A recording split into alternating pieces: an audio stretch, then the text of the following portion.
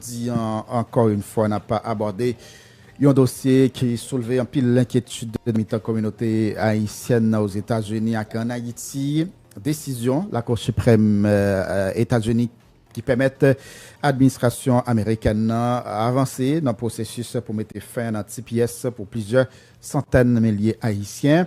Décision ça, pas seulement des conséquences sur question immigration, mais qui a affecté l'économie Haïti, transfert l'argent diaspora envoyé, la vie familiale avec avenir en pile monde.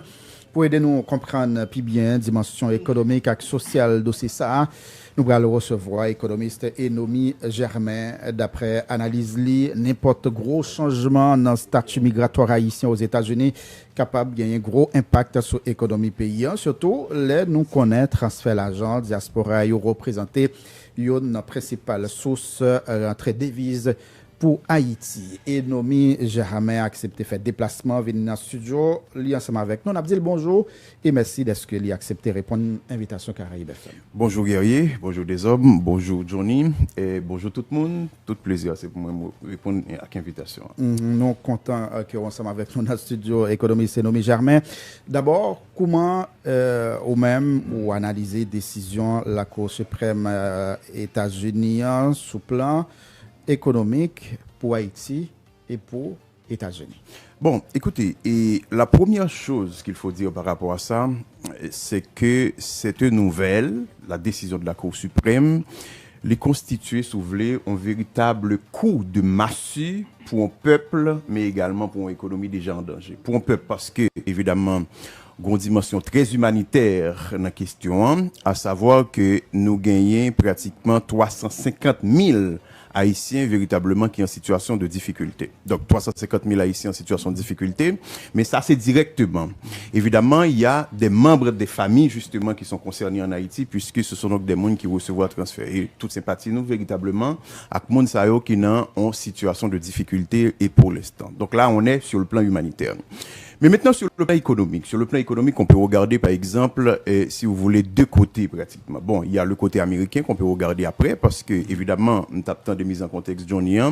Il s'agit, évidemment, des gens qui contribuent à l'économie américaine. Mais maintenant, le gros impact, ou bien l'impact négatif, ou bien le coup fatal, véritablement, c'est pour l'économie en Haïti. Pour l'économie en Haïti, pour plusieurs raisons. C'est parce que la première chose qu'il faut comprendre, c'est que quand on parle pratiquement du niveau, sauf les montants transferts et diaspora sont à les transferts privés sans contrepartie représentés pour Haïti, c'est énorme, par exemple. On est à autour de 4,9 milliards de dollars, autour de 5 milliards de dollars américains. Et si vous voulez comprendre l'importance les guerriers, c'est autour de 20% de la richesse nationale, c'est-à-dire du PIB national, c'est-à-dire ça pays a généré par an, c'est beaucoup, c'est-à-dire autour de 20%.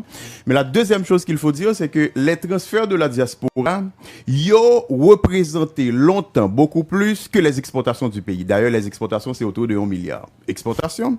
Mais en tout cas, il y a plus important que investissement direct étranger d'après les pour tout le temps. C'est-à-dire que investissement que l'étranger a fait la caillou.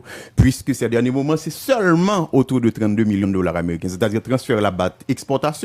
Li bat pratiquement la situation souvlée de investissement direct étranger, mais tout m'vle donc que les aides publiques au développement, c'est-à-dire sortant des y a pays en termes de support budgétaire ou d'autres appuis pratiquement, pas gagné pratiquement absolument aucune comparaison pour les transferts privés sans contrepartie en provenance de la diaspora haïtienne. C'est-à-dire que transfert diaspora pratiquement, jodian, c'est la principale, mon bon dit plutôt, c'est la plus grande source de devises pour Haïti. C'est-à-dire, ça pèse beaucoup. Là, c'est peut-être soulevé de informations extrêmement macroéconomiques, mais mettant transfert diaspora, ou joignent pratiquement dans la vie de chaque jour pratiquement. Il y avait une enquête ECV Mass en 2012 qui dit que par année, c'est autour de 7 Haïtiens sous 10 qui recevraient transfert de la diaspora. C'est-à-dire 7 sous 10. Sous chaque 10 personnes qui passent dans la rue, en moyenne, il y a 7 là-dedans qui concernés justement par la question de transfert qu'il y a pour recevoir. C'est-à-dire c'est énorme, c'est massif. Mais pas même uniquement ça. S'ouvre les garder, sont à carrer les usages de transfert. Pour Eco Haïti, mener une étude pour un ensemble d'institutions en Haïti en 2023, ce qu'on a constaté pratiquement. Transfert diaspora, sauvegarder par exemple, à qui ça l'utilise. On prend nous compte que quand on prend alimentation, avec frais scolaires, je dis à nos réalités de frais scolaires pratiquement, c'est autour de 50%. Oui? C'est-à-dire que quand diaspora véritablement le voit l'argent en Haïti, il n'en vit population. Hein. Donc, autrement dit, pour nous, pratiquement, qui c'est pays d'origine pour cette diaspora, pratiquement, transfert là est extrêmement important. Et j'aime ça là, sur le plan humanitaire, c'est énorme, d'autant plus que quand on fait des estimations, la taille de la diaspora haïtienne aux États-Unis, c'est autour de 1,2, 1,5 millions d'Haïtiens qui vivent en République aux États-Unis d'Amérique. Mais au compte ça représentait, c'est 350 000, c'est autour de 30%. Hein? C'est-à-dire que le soulevé et quantité haïtienne qui est concernée par question TPS là, lit en pile, et c'est pour ça, impact humanitaire là, véritablement li et risqué important si véritablement décision ça matérialisé et me saute donc sur l'économie haïtienne m'a conclu peut-être jamais commencé à son coup fatal pour une économie en danger mais également pour une population en danger. Au fait qu'on a tout 79% transfert l'argent diaspora sorti aux États-Unis. Ça veut dire là, on a parlé de monde qui Chili, qui Canada, qui donc ça veut dire une diaspora haïtienne. Non, donc 79% là-dedans basé aux États-Unis. Alors, non, ce qu'il faut comprendre, c'est qu'effectivement, par exemple, si et on a fait un travail, nous, à Proeco Haïti, on a regardé de 2011 jusqu'à dernière donnée qui était disponible à 2024, côté transfert ressorti, c'est-à-dire les sources de transfert, les pourvoyeurs de transfert côté yoye pratiquement. On a constaté que sur cette période relativement longue, environ 71% des transferts proviennent notamment des États-Unis d'Amérique. Après, il y a le Canada et allons dire la France qui pèse autour de 7%. Après, on a le Chili véritablement qui a émergé autour de 5%. Et puis ensuite, on a la République dominicaine, etc., etc. Autrement dit, la diaspora aux États-Unis, c'est véritable source de transfert pour Haïti pour plusieurs raisons. Parce que Johnny l'avait dit, c'est la plus grande économie du monde. Il y a beaucoup plus d'opportunités. C'est un pays libéral. Mon fait 2 jobs, il fait 3 jobs pratiquement pour mobiliser l'argent. Et évidemment, c'est là que Pigo parti diaspora haïtienne en lié. Là, on nous souhaite parler d'environ 1,2, 1,5 millions, dépendamment de l'estimation qu'on considère. Donc, moi, je voulais dire qui ça? Moi, je voulais dire que, effectivement, les États-Unis d'Amérique sont extrêmement importants en matière de transfert, pas uniquement pour Haïti, mais pour le monde, parce que c'est un pays attractif. Comme c'est un pays attractif, c'est ça Johnny Sodi, Eldorado, c'est pas uniquement les Haïtiens qui veulent aller aux États-Unis d'Amérique. Le Dominicain, il rêve en tout cas de vivre, en tout cas en général aux États-Unis d'Amérique. Tout le monde en Amérique latine pratiquement s'y a voyagé parce que véritablement c'est une économie ouverte, c'est une économie qui donne d'opportunités, c'est une économie où il est possible de réaliser dans une certaine mesure le rêve, même si malheureusement c'est à dernier moment, il est beaucoup plus difficile, s'ouvrir pour l'étranger de réaliser ses projets aux États-Unis. Avec décision ça, est-ce que nous sommes capables d'attendre une baisse importante dans la réserve des devises pays et une pression sur le goût de l'Iran? Oh, bah, bien sûr que oui. Écoutez, et nous sommes parlé des États-Unis d'Amérique et nous sommes dit, pas oublier, c'est plus de 70% justement de transferts qui sont aussi aux États-Unis d'Amérique. Sous considérer le chiffre 2025, allons dire qu'il y a environ 4,9 milliards de dollars américains de transferts. Sous retirer pratiquement 70 et plus % là-dedans pratiquement, on va rendre compte que les États-Unis d'Amérique presque pesaient pour compte environ 3 milliards de dollars américains dans le transfert nous gagnons là. Maintenant, avec une décision qui affecte faut pas oublier ça, environ 30% dans la diaspora que nous avons aux États-Unis d'Amérique. Là, on a parlé d'environ 1 milliard de dollars américains qui est en jeu. C'est-à-dire, grosso modo, c'est environ 1 milliard de dollars américains qui est en jeu. Quand on dit on manque à gagner, parce que son manque à gagner d'environ 1 milliard de dollars américains, Livre dit que non seulement dans l'économie, manque à gagner, ça existait, mais tout la Banque centrale, pratiquement, qui, notamment ces dernières années, constitue réserve de change liée à l'aide de transfert de diaspora, parce qu'il y a plusieurs circulaires. Quand nous avons soulevé cette période de hausse, instabilité du taux de change, la Banque centrale véritablement avait pris des circulaires qui dit que, écoutez, ma qu'un bon parti dans le transfert, moi-même pour me faire réserve, moi, puisque les autres sources ne fonctionnent pas. Les amis ont dit tout à l'heure, presque toutes l'autre sources n'ont pas fonctionné, c'est uniquement les transferts pratiquement qui fonctionnaient. Eh bien, Banque centrale qui est mon parti là-dedans, et que l'ICV avait comme étant un véritable outil, on âme pour que le stabiliser le marché change là.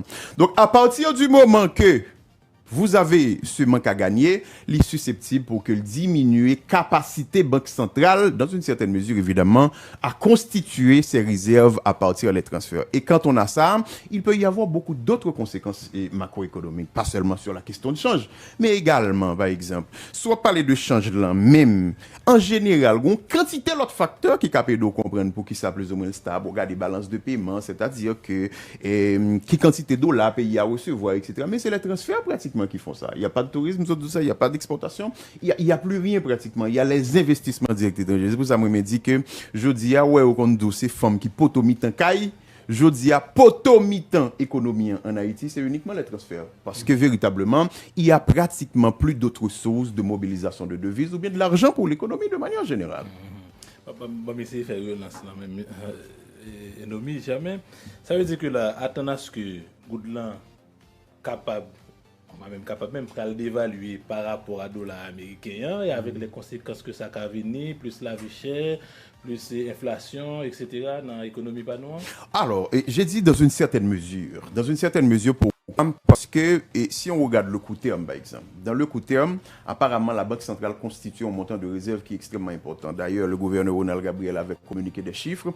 Ça fait croire que, écoutez, gagnons un ensemble de coussins qui est disponible pour une période bien déterminée. Mais il se trouve que, effectivement, s'il y a le manque à gagner, le manque à gagner est important pratiquement, eh bien, ce qui va arriver, c'est qu'il peut y avoir des impacts sur le taux de change, et pas seulement, et quand on a un impact sur le taux de change, on va avoir un impact justement sur l'inflation, c'est-à-dire la vie chère. Pas oublier déjà non, que nous avons une inflation déjà trop importante dans l'économie haïtienne. En tout cas, ça fait 10 ans nous avons une inflation pratiquement à 2 chiffres. C'est-à-dire que c'est seul grand pays où Kagadé là pratiquement après et soulever le Venezuela qui est dans une situation de difficulté et en tout cas en Haïti pratiquement on est 3e, 4e pays soulever des mois de période là qui est inflationniste dans toute Amérique là. Donc c'est-à-dire c'est une situation difficile. Donc je voulais dire que impact là c'est pas uniquement en termes de taux de change, la vie chère, etc. Non, mais en termes de questions de sécurité alimentaire on a parlé là. En termes de pauvreté, c'est-à-dire que même j'en transfère là ou senti impact pratiquement dans la vie chaque jour, manque à gagner ou absenti conséquences dans la vie des Haïtiens de chaque jour. Oui. OK. Alors, mesdames et messieurs, est-ce que un secteur bien qui secteur dans l'économie qui risquait subir plus gros choc ces transferts d'argent diminuer? Oh, et la première chose qu'il faut dire, c'est que c'est garder l'utilisation transfert. J'en dis, un transfert en Haïti, quand vous voyez, malheureusement, c'est pas un investissement que vous considérez, investi. C'est-à-dire, utilisation, pratiquement, pas question investissement.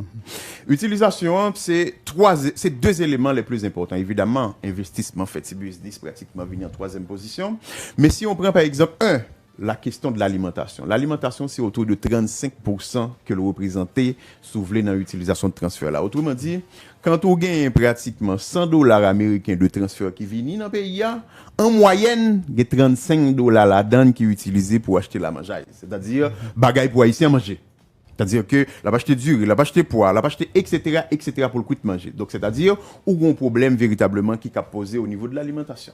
C'est-à-dire que, écoutez, le domaine de l'alimentation sera de toute façon affecté et relativement sévèrement. Ça, c'est la première des choses.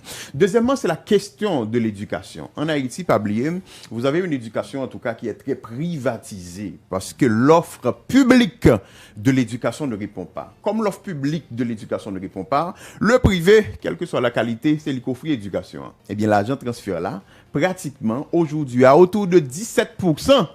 C'est avec payer frais de scolaire que l'utiliser. Voilà donc un autre domaine qui est susceptible d'être affecté. Évidemment, le 3e domaine, c'est pour faire petit business véritablement. C'est-à-dire que quand tu vois l'argent bas, donc mois prochain, il peut être extrêmement difficile de continuer à vous envoyer de l'argent. Gardez pour ce qu'a font cette activité. Mais ce qui arrive en général, c'est que activité ça en général, pas résilient. Comme il n'y a pas résilient, le problème qui se pose, c'est que quand mon montant capital l'a fini, c'est même l'argent transféré ou encore pour reprendre l'activité. Donc voilà des domaines qui peuvent être affectés, mais peut-être il y a un élément qu'il faut souligner, c'est que tout à l'heure, nous avons parlé de l'alimentation, nous avons parlé de frais scolaires. Mais la République dominicaine, pas oublier, non, qui est mon gros parti, oui, notre transfert, ça qui vient en Haïti.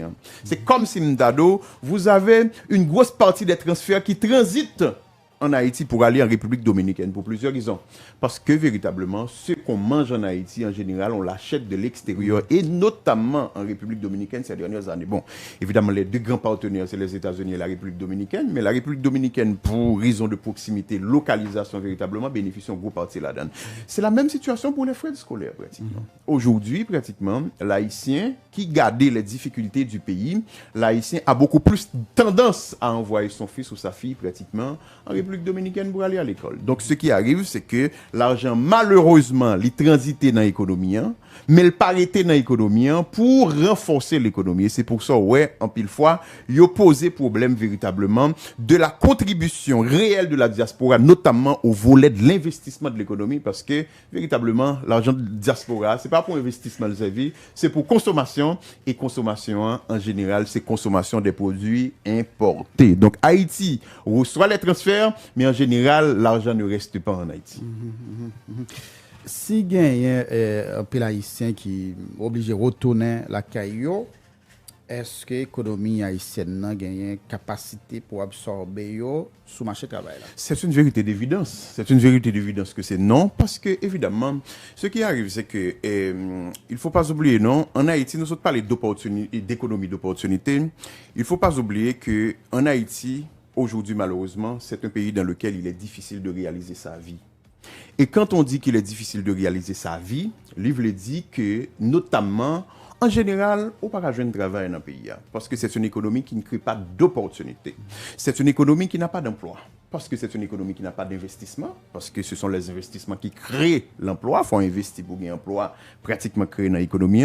C'est une économie véritablement qui n'a pas d'emploi. Parce que c'est une économie, en tout cas, qui fait face à un ensemble de chocs importants. C'est-à-dire notamment la question de l'instabilité politique, notamment la question de catastrophes naturelles, notamment la question des chocs sociaux. C'est-à-dire qu'une économie comme ça, parce que évidemment, il y a un gros problème qui pose la guerre, il y a posé question sur l'emploi. Nous ne pouvons jamais demander tête nous combien de monde travaille en Haïti. Si vous regardez les données Banque mondiale, le taux de chômage en Haïti c'est autour de 30%. C'est-à-dire que c'est uniquement 30% de monde qui va travailler. Bah ça, t'as dû dire que écoute, dans quelle mesure véritablement niveau statistique ça livré. Mais le problème, c'est que la Banque mondiale, ou bien l'OIT, notamment l'OIT, Organisation internationale du travail, considérait plutôt en définition qui c'est le chômage ouvert. Le chômage ouvert veut dire que, alors grosso modo, sous tes travail par exemple, pendant une heure en semaine, tu mets son petit job, il va considérer au chômage. Sous pas chercher travail très activement, il va considérer au chômage. Et si il arrive que au gon ti activité, tu mets son petit bac surette, c'est qu'on son monde qui travaille. C'est-à-dire quand tu considères tout élément ça yo dit taux de chômage là en Haïti c'est 30%, mais pas oublier. Si dit taux de chômage en Haïti c'est 30%, alors que dernière donnée qui date de longtemps, de 2012, et c'est VMAS, IHSC, dernière donnée par exemple sur pauvreté, combien de monde qui est dans la pauvreté dans le pays? 60%. Donc on y a posé cette question. Il y a 30% de monde qui ne travaille, mais il y a 60% de monde qui est dans la pauvreté. C'est comme si tu as dit ou gen un gros parti monde qui travaille mais moun sa yo justement y a font travail de misère, yo quand même dans la pauvreté. C'est comme si m'dado travail y a fait il pas permettre de réaliser la vie. Son travail véritablement qui a généré beaucoup plus de pauvreté. Autrement dit, si vous regardez ça seulement pratiquement, on va prendre compte que l'économie haïtienne, déjà sans capacité, c'est une économie débordée, son marché de travail qui n'est pas dynamique. D'ailleurs, le chômage n'est pas suivi en Haïti. Combien d'institutions chaque mois des hommes qui bon information sur quantité de monde qui travaille? C'est extrêmement important. Oui. Aux États-Unis, chaque mois, oui, par exemple, pour dire combien de monde qui travaille dans l'économie, pour voir quels sont les progrès réalisés sur le plan macroéconomique, mais pas seulement macroéconomique, sur la vie des gens. Mais en Haïti, on ne suit pas non le travail. C'est-à-dire, bagay qui doit être plus important pour l'État qui s'est créé travail, l'État pas même suivre statistiques comme ça. Bon, pas même besoin de parler de statistiques. L'État même connaît combien de monde qui vivent sur la terre, sauf les d'Haïti, pratiquement depuis plus de 20 ans. Pas de monde qui compte bagay comme ça. Donc le chômage n'est pas suivi. Donc on façon très simple pour me dire que, écoutez, l'économie haïtienne pas même qu'à recevoir monde qui la donne, c'est-à-dire que bah au travail. Comme si m'dado pour gagner pratiquement 350 000 monde. Si on prend par exemple 350 000 monde, qui ça le représente? C'est autour de 3% de la population haïtienne, pratiquement grosso modo. Vous regardez environ de 12 millions. Bon, je fais le calcul rapidement. Donc c'est-à-dire que l'économie haïtienne n'a pas cette capacité, si vous voulez, de résorber le chômage à autour de 3%. Donc c'est une économie sans opportunité, c'est une économie, un marché de travail qui n'est pas ouvert, son marché de travail, bon, qui n'est pas ouvert, qui n'est pas transparent, tout. Parce qu'en réalité, c'est vrai, le réseau en général partout dans le monde, l'important pour joindre travail. Mais écoutez, il faut pouvoir trouver le travail parce qu'on a un certain savoir ou savoir-faire véritablement. Mais malheureusement en Haïti, ce n'est pas ce qui va vous donner un emploi. Donc autrement dit, économie, ça fait une sorte de son vérité d'évidence. Il n'y a absolument aucune possibilité que l'y absorber moun sa yo. Donc si moun sa yo vini, malheureusement, c'est ce qu'on t'a carrelé, c'est l'armée industrielle de réserve qui va l'augmenter. Autrement dit, c'est l'armée de misère. C'est-à-dire, quantité moun ou dans misère, dans pauvreté pratiquement, c'est comme si m'dado ou font addition, ou météo de plus en plus. Et si on t'a retourné, écoutez, c'est très, très, très malheureux pour le pays, sur le plan humanitaire, sur le plan économique, comme on a dit tout à l'heure. Mais en pile dans le monde, c'est des mondes qui travaillent. Et c'est des cadres qui eux-mêmes quitté le pays, soit qui ont profité de question programme Biden, soit pour insécurité, parce qu'il y a des gens là qui ne jamais quitté le pays. Ah, bien sûr. Insécurité, kidnapping, menace toute qualité, fait que obligé. Allez. Mais il y a un ami qui te dit, moi, comme moi, je dit, ma recevoir, il dit, m'a demandé économiste, qui ça l'État a fait? Est-ce que, il y a réponse là? Est-ce que l'État a dit, bon, la paretan, moun sa yo qui c'est des ressources qualifiées qui t'ont quitté pour venir réintégrer l'administration publique. C'est ça. Non, c'est une intéressante question. Mais avant même nous arriver là, on souligne un point qui est extrêmement important, c'est-à-dire un ensemble de monde qui quitte le pays pour insécurité. Mais font point sur ça. Au point, ça qui passe, c'est que effectivement, on est libre de migrer. C'est-à-dire, la décision de migrer, c'est une décision personnelle, c'est une décision complexe. C'est-à-dire, une quantité de bagailles des hommes qui ont participé, non, faut vouloir migrer ou pas migrer. C'est pas forcément pour faire pas bon migrer, pratiquement. Donc, un ensemble de raisons. Mais il se trouve que, ces derniers moments, EconoPlus, dans l'émission, nous avons émission 2024, nous rendons compte que, une enquête qui était faite par une université aux États-Unis, qui est le Vanderbilt University, ils rendent compte que, environ 80% haïtiens dit qu'il y a une intention de quitter le pays. Leur poser aux questions pour qui ça nous voulait quitter le pays, ils rendent compte qu'il y a un facteur important. C'est la vie qui n'est pas possible en Haïti. Et quand ils décortiquent la vie qui n'est pas possible en Haïti, c'est l'insécurité, c'est-à-dire il y a un problème d'insécurité physique dans le pays. Donc, vous comprenez, guerrier? Donc, premier problème, non, insécurité physique. Mais deuxième problème, non, c'est ça, il y a une insécurité économique. C'est-à-dire que, ou passif, c'est-à-dire ou même, physiquement. Mais deuxièmement, sur le plan de l'économie, il y a un problème parce que tu ne peux pas réaliser ta vie pratiquement. Mais bon, il y a l'autre théorie véritablement, Capdo, que, écoute, le citoyen qui vit ici, à chaque fois que le citoyen il prend de position véritablement, il vote, il fait des choix à travers sa vote, à travers ses votes, parce qu'à chaque fois voter véritablement, ce qui arrive, c'est qu'on fait un choix. Mais maintenant, il se trouve que quand choix ça véritablement n'est pas respecté, le citoyen finalement vote avec le pied. C'est pour ça qu'on dit expression, bien même en théorie, qui c'est voter avec le pied. C'est que le citoyen dit, bon finalement, on compte voter avec les mains pour me faire un choix de politique, mais on n'applique pas les politiques que m'ta souhaité, c'est-à-dire mes préférences comme citoyen. Parce que quand le citoyen vote, son choix de préférence qu'il fait.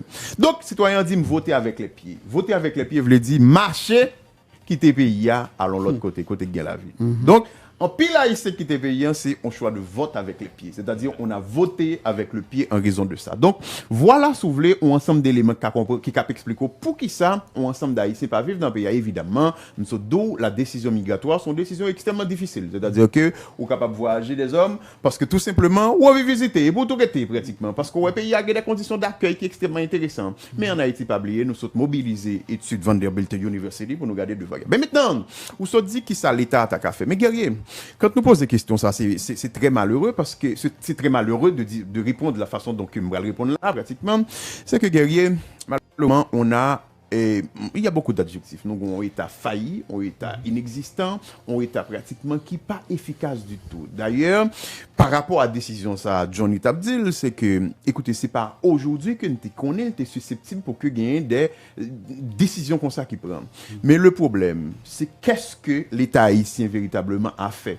Tout au moins, ce qui soit à faire, évidemment, c'est une décision plus ou moins politique parce que, écoutez, c'est le Parti républicain anti-immigration véritablement, mais il y a des pays qui font du lobby pratiquement. Donc, il y a des pays véritablement qui négocient. Évidemment, en Haïti, on n'a pas un pouvoir de négociation parce que sont des petits pays où on n'a pas offrir rien. Négociation, c'est offrir. C'est-à-dire qui sont qu'à offrir, qui sont qu'à jouer. Maintenant, on paye pas qu'à faire ça véritablement, on paye pas qu'à planifier, guerrier, la vie monde qui la donne déjà. pays a pas qu'à planifier la vie monde qui la donne déjà parce que gon ensemble de jeunes véritablement qui formés mais qui obligés quitter pays. Vous comprenez? Il est obligé quitter pays, c'est de ça n'a parlé là. Et bah oubliez non, finalement ça qu'a privé dans pays la loi parle avec des membres de la famille. Moi vraiment répondre à la question spécifique oui. Mais la migration véritablement, c'est une stratégie familiale, oui. C'est comme si une stratégie du ménage, oui.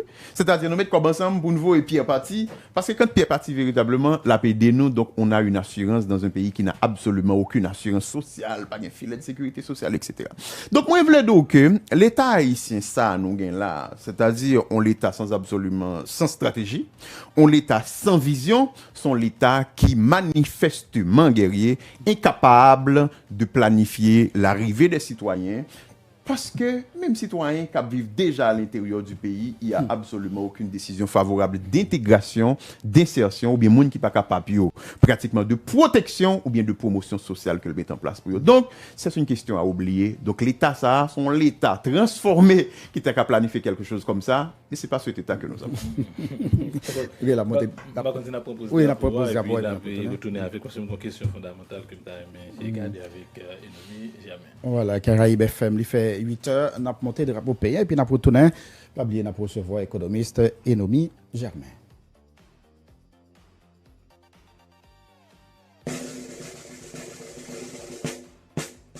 Pour Haïti, pays français, c'est pour le marché, mais non la mer.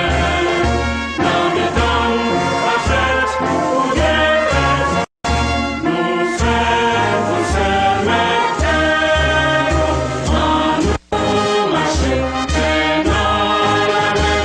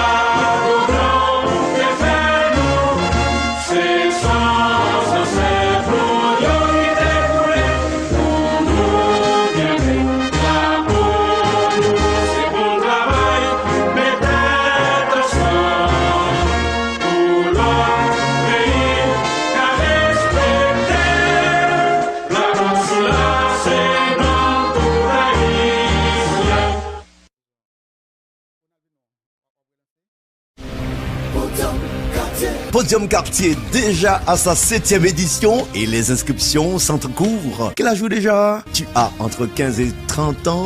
Ça fait longtemps que tu chantes aussi bien? Eh bien, viens à Podium Quartier pour faire honneur à ton quartier. Les primes cette année sont alléchantes pour toi qui chantes si bien. Passe à la maison de la radio 93 rue Villa à Pétionville pour t'inscrire au show de la ville. Tu as jusqu'au 30 juin pour le faire. Appelle 37 29 30 35 pour plus d'infos. Pour te rappeler que Podium Quartier, c'est le show qu'il te faut. Radio-Télévision Caraïbe et Réal Production fait encore. Édition Espoir. Podium Quartier à sa 7e édition. Déjà Rivos.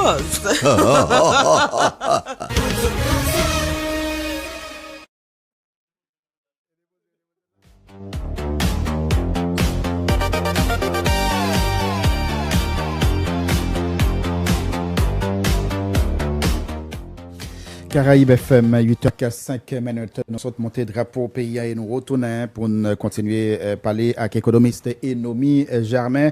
Prétexte là, c'est décision puis gros tribunal américain prend pour permettre administration Trump là capable camper TPS pour haïtiens et syriens yo.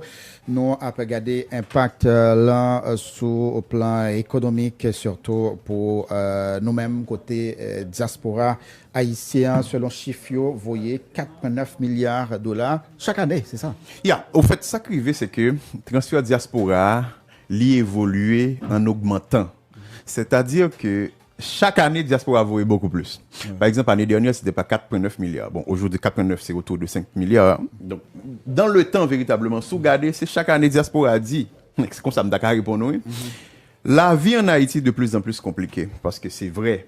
Puisque, guerrier, je n'ai pas besoin de parler de cette dernière année, pratiquement. Un cadeau que, sous 50 dernières années, épisode n'a vive, jeudi en Haïti, sur le plan économique, c'est l'épisode la plus difficile. Autrement dit que, je voulais dire que situation économique à Haïti n'est pas jamais plus mal sous 50 dernières années que lié sous cette année ça. C'est-à-dire vraiment on fait le fond pratiquement. Eh bien, pendant cette dernière année ça nous rendons compte que l'économie pratiquement l'a effondré, gon seul pilier qui campait.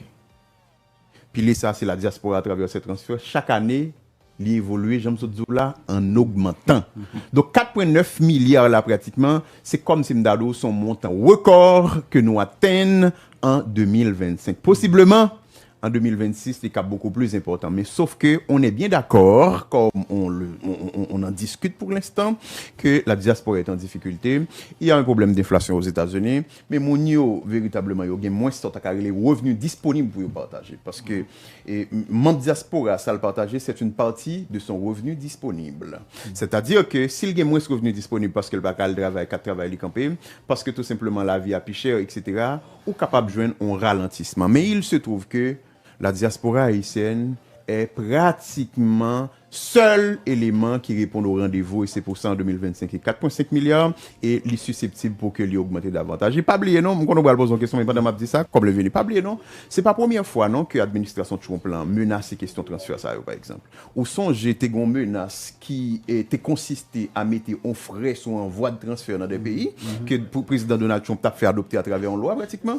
Donc autrement dit, c'est pas jodi qui a cette menace véritablement sur les pays receveurs de transfert. Et à l'époque, vous savez ce que j'avais dit avec courage, c'est que c'est très étonnant qu'une administration, comme l'administration Trump, pensait que pour empêcher la libre circulation de capitaux. Parce que le président Donald Trump, tout comme le Parti républicain, c'est un parti libéral. Et libéral pratiquement en économie veut dire notamment la libre circulation de capitaux. C'est-à-dire que quand on mettait pratiquement de charges sur les transferts, donc tu empêches aux capitaux véritablement de circuler. Montagne mais aussi que plutôt dans l'économie pour la livre dit que son négation par rapport à ce que cette administration devrait être en réalité. Mais son négation, mais sauf que c'est un président qui avait fait des promesses, notamment sur l'immigration. Le président est en train de délivrer. Délivrer pour qui? Pour le peuple américain, malheureusement, c'est pas pour les pays receveurs de transfert comme Haïti, ça c'est dommage. Avant de passer, Ronald va me poser une question ça, parce que il y a un lien. Qui mesure d'urgence, autorité monétaire et économique, tu dois prendre selon vous pour limiter l'impact et une possible diminution de transfert d'argent? Bon, la première chose, c'est que, pas oublier non, question ça, les gains ont ensemble d'embranchements. Pour limiter l'impact l'argent diaspora pour pas oublier non, c'est pas même l'argent travail pour lui, non, c'est-à-dire que c'est pas autorité qui met ton politique en place qui fait diaspora voyer l'argent, non. Et pas autorité, non, des hommes qui met ton politique en place qui fait diaspora voyer l'argent. Si t'es pas autorité, pas une pièce politique qui fait l'argent, rive dans l'économie, puisque on a des autorités pratiquement qui ne font rien en termes de politique efficace. Il faut le dire finalement. Maintenant, attendez. Les membres de la diaspora ont un ensemble de facteurs qui font voyer l'argent. Et il y en a un plus gros facteur qui joindre, c'est l'altruisme.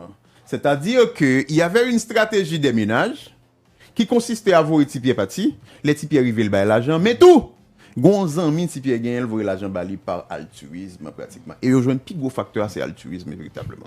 Donc, si c'est altruisme qui fait que l'argent entre, c'est pas comme c'est Mdado et politique économique qui met en place par les autorités. Donc, il paraît très mal indiqué que l'autorité a dit, Léo pas venir tout. Moi-même, moi, on va m'ta fait. D'autant plus que l'autorité a pratiquement beaucoup plus mettre politique en place pour que il y a plus ou moins contraint une question venir l'argent. Par exemple, on mettait par exemple $1.50 sur les transferts par exemple. Quand on mettait $1.50 sur le transfert là, ou pensez que le pas significatif, mais pour le ménage qui envoie de l'argent. D'ailleurs, depuis les bails ça existait et allons dire et en 2011 que mesure là véritablement l'y appliquer, c'est-à-dire comment c'est lever l'argent à jodia, pas jodia, allons dire à décembre 2024 d'après données Banque centrale, c'est $310 millions américains qui mobilisent à travers fonds ça. C'est-à-dire que l'argent qui a mobilisé à travers fonds ça. Parce que quand on met ton taxe, quand on met ton mesure, c'est qu'on empêche l'argent de venir. Donc, pas oublier, non?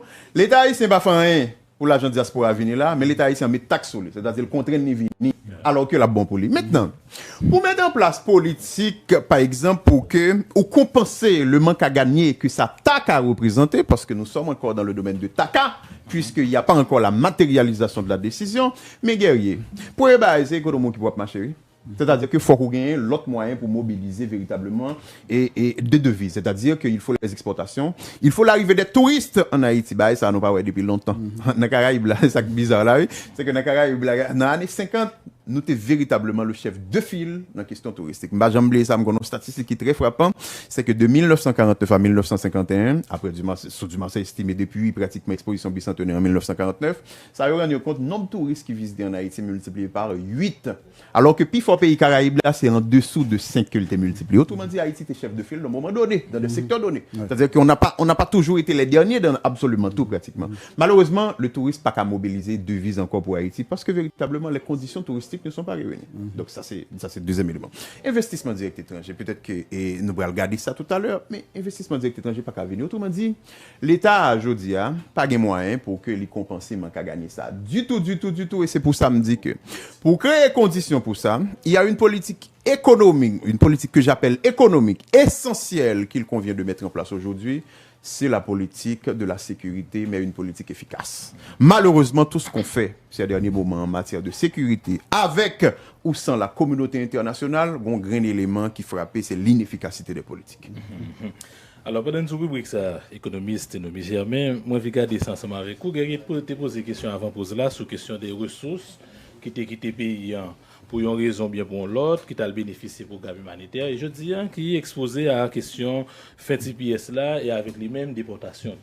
Il t'a parlé sur la question et qui possibilité, qui gagne que l'État a accueilli Mounsayo et faire en sorte que vous venez remettre ça au gain en termes de compétences, connaissances, tout au service des pays et puis rentrer dans l'économie. Maintenant, et moi-même, je voulais garder ensemble avec vous de monde qui bénéficient de TPS là, qui exposé à la question de déportation, qui peut-être pas voulu tourner volontaire dans le pays, et qui dit moi-même, je vais tourner là, je vais monter un petit business, ou bien je vais alimenter telle activité économique, etc., pour parler au plus précis. Maintenant, qui apporte ça à gagner, justement, et toute catastrophe que ça, on va parler de déportation, menace de déportation 350 000 Haïtiens, qui est très négatif, j'ai que m'a regardé, on va expliquer nous là, qui après très négatif pour l'économie pays. Est-ce que par un rapport que si mon venu a fait cet investissement, ça a aidé que yo limiter des gaz. Non, c'est une très belle question et c'est quelque chose qui serait possible, disons. C'est quelque chose qui serait possible. Mais le problème, c'est que, juste imaginer que des membres de la diaspora, véritablement, qui forcent et qui contraignent de retourner au pays avec mesures d'administration Trump, qui viennent avec un certain capital, avec un certain niveau de capital pratiquement. C'est-à-dire que, on gagne l'argent en amont, qui capte servir à deux bagages. Consommation, ou capable de faire de quelques activités d'investissement. Mais le gros problème qu'il y a, c'est que, nous autres parler de la vie, il n'y a pas de vie pour l'investissement en Haïti aujourd'hui. C'est-à-dire que, combien de monde en Haïti qui gagne l'argent dans mais pas qu'à joindre un secteur pour investir ou bien qui pas qu'à investir pour un grain de bagaille des hommes. C'est parce que j'aime dire dans l'analyse macroéconomique que le risque pays d'Haïti est trop important. Aujourd'hui, ou gagne beaucoup plus de chances pour que ou pas réussir investissement là que pour réussir. Parce que quand tu investis, il y a un ensemble de conditions qui dépendent de vous. C'est-à-dire que on meilleure situation managériale, c'est-à-dire que on va bien gérer le business. Écoutez, de manière générale, tu gères beaucoup bien. Mais deuxièmement, l'environnement externe que vous avez, est-ce que l'environnement externe est favorable à l'activité que vous voulez mettre en place? Le problème en Haïti, c'est que le risque pays d'Haïti est trop important. En général, on perd de l'argent. Et quand on dit le risque pays, le risque macroéconomique, regardez toutes les variables macroéconomiques. Nous avons instabilité macroéconomique. Nous avons instabilité macroéconomique ou bien nous avons fragilité macroéconomique importante. Deuxièmement, vous avez ce qu'on appelle le risque social. C'est qu'à n'importe quel instant, malheureusement, à n'importe quel instant, il y a un véritable éclatement dans la société. Là, parce que, pas oublier, non, conditions que tu as créées. Évidemment, il y avait une condition politique en 2008 qui était faite des guillemets de la fin. Nous n'avons pas une condition politique, ça là, mais conditions économiques qui sont pires que c'était en 2008. Oui, on t'a parlé de gang ou Clorox en 2008. Je disais, pas gang ou Clorox seulement, non, il faut prendre plusieurs barils de Clorox sous météo, véritablement pour qualifier la situation de gang ou ça là, véritablement. Mais écoutez, où un risque politique, c'est que où un pays qui est trop instable politiquement, c'est que ou pas qu'on qui laisse le Premier ministre en 3 mois, ou pas qu'on qui leur a bien des élections pour gagner des autorités établies au service de l'intérêt commun. Autrement dit, des hommes, c'est que le membre diaspora est capable de venir avec capital, ils ont parti pour le consommer, mais on parti pour l'investir, mais il est possible pour que très rapidement, il perdu le montant investi parce que les conditions de réussite du projet d'investissement ne sont pas réunis en Haïti. Et lui-même, tout quand l'a regardé véritablement comme agent économique par définition rationnel, il rend compte tout simplement que ça ne vaut pas la peine d'investir aujourd'hui en Haïti. Et c'est pour ça, oui, c'est pas sans raison. Parce que, pas oublier, non, en pile fois, mon qu'on a dit, faut nous faire diaspora, venir investir. Mais diaspora, membre diaspora, évidemment, avant tout, d'origine haïtienne, mais sont investisseurs. L'investisseur est à la recherche des cieux cléments, me disant dans toute formation. C'est-à-dire que, côté conditions pour me réaliser investissement, non, puis bien réunir. Parce que Macavine comme moins qu'on est, probabilité d'échec là, de loin supérieure par rapport à la probabilité de succès, et que me prend quand même comme moins investi là. Donc, malheureusement, risque au fait que, même si mon diaspora a venu des hommes, il est possible pour que, non, dans le court terme, mais vraiment dans le court terme, il est perdu, soulever le montant investi, parce que les conditions ne sont pas réunies, malheureusement. Pas Clément même, non? Non, mais c'est vraiment pas moi-même qui pas Clément, c'est que quand tu regardes objectivement la situation, mais très sérieusement, quand tu regardes objectivement la situation, c'est que il n'y a pas lieu de réaliser des projets aujourd'hui en Haïti, des projets individuels. Parce que ce que nous avons sont pays parsemés de risques, sont pays pratiquement qui parsemés de difficultés. Et c'est pour ça tout individu a envie, par exemple, quitter le pays, ça. Parce que véritablement, encore une fois, la vie n'est malheureusement pas possible dans ce pays comme ça. N'après fini, économiste et nommé Germain, finalement, qui message ou takavoui bay haïtien qui en bâti PSO ensemble avec famille qui en Haïti qui a vivre dans gros inquiétude d'après décision ça. Bon, avant message là, c'est que, et gon point peut-être nous pas souligner qui c'est la migration. En général, tout ça m'a dit là, on m'a dit que jeunes haïtiens pas de parti, mais nous allons venir évidemment sur message là. Parce que ça qui passe, c'est que la décision de migrer, me dit ça, c'est une décision individuelle. En général, c'est bénéfique pour l'individu qui laisse le pays. Parce que, côté la LEA, gagne des conditions d'accueil qui sont beaucoup plus intéressantes. Mais en réalité, la migration peut être un drame pour un pays qui compte sur son capital humain. Par exemple, je dis, est-ce qu'on est 85% monde qui gain niveau tertiaire éducation, ça veut dire que les gens qui fait l'université, 85% là-dedans, ils sont à l'extérieur du pays, notamment au Canada, aux États-Unis. C'est-à-dire les gens qui connaissent lire. C'est-à-dire que la décision de migrer, c'est une bonne chose parce que les conditions objectivement en Haïti ne sont pas réunies, mais c'est un drame pour le pays. Maintenant, quel message véritablement? Écoutez, et premier message là, c'est peut-être un message de sympathie, c'est-à-dire que on comprend véritablement que les gens sont en difficulté. Si vous regardez dans le tweet que me fait autrefois véritablement, le cœur de mon tweet véritablement, c'est la raison humanitaire, avant même en question économique en Haïti véritablement, c'est-à-dire il y a des vies qui sont menacées, il y a des vies qui sont en danger. Ça, les doit préoccuper nous. Les doit préoccuper nous, donc nous solidaires avec eux véritablement et nous souhaitons, et c'est ça, une affaire que je dis là, nous souhaitons véritablement que les instances qui bataillent pour le maintien de statut CPS pour mon ça véritablement, instances à arriver en quelque sorte influencer quelque chose. Bon, évidemment, il y aura les élections de mi-mandat. Si avant l'élection mi-mandat, ça va faire dépendamment de outcomes et sauf les élections, ça, peut-être que Haïtien est capable d'une meilleure situation. Mais le message le message véritable, guerrier, qu'il faut envoyer, c'est peut-être pour l'État haïtien.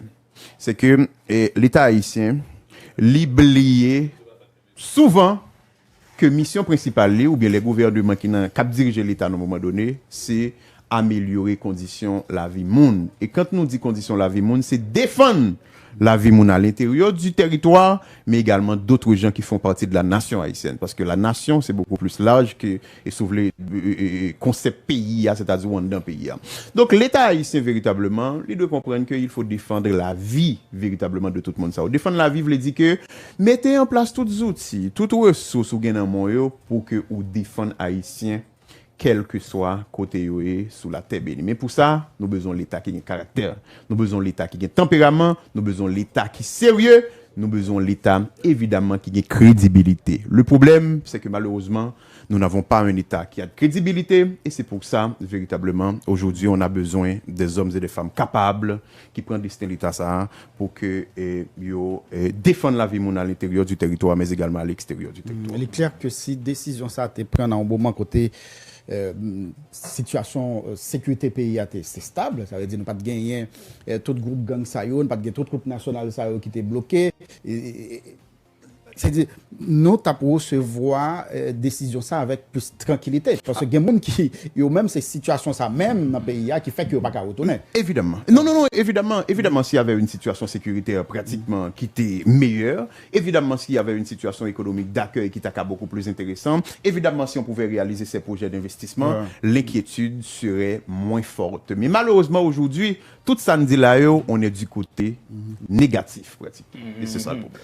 Alors, en de négatif, là, peut-être qu'il doit aller même, on ne va pas regarder, si on a sorti tête, non, et qui côté qu'une capacité, par exemple, il y a des gens qui croient que participation dans le mondial, ça là, et si nous prenons bien, si nous remembrons le sport, bien si nous redéfinissons le sport, à commencer à sortir, et qui ont, ouais, de monde qui gagne position ça on analyse comme ça. Non, c'est une bonne position. Ce qui arrive, c'est que moi me dit que même j'ai dit le bon sens c'est la chose la mieux partagée au monde. Moi crois que les talents sont également partagés dans le monde. Moi je veux dire que Messi bon talent, possiblement ou pas besoin de Messi dans 50 ans encore par exemple et en Argentine.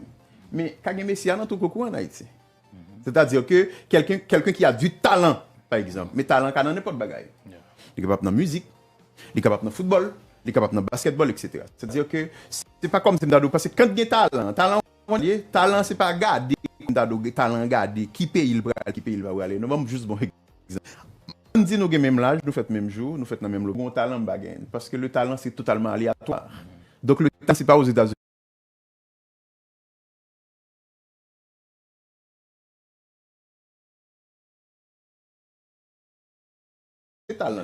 Et c'est ce qui manque en Haïti. Oui, on peut sortir par le sport. Oui, on peut sortir par la musique. Oui, on peut sortir par le basketball. Oui, on peut sortir par beaucoup de choses. Libération, résultat, dans le sport, dans la musique, dans le théâtre, etc., etc.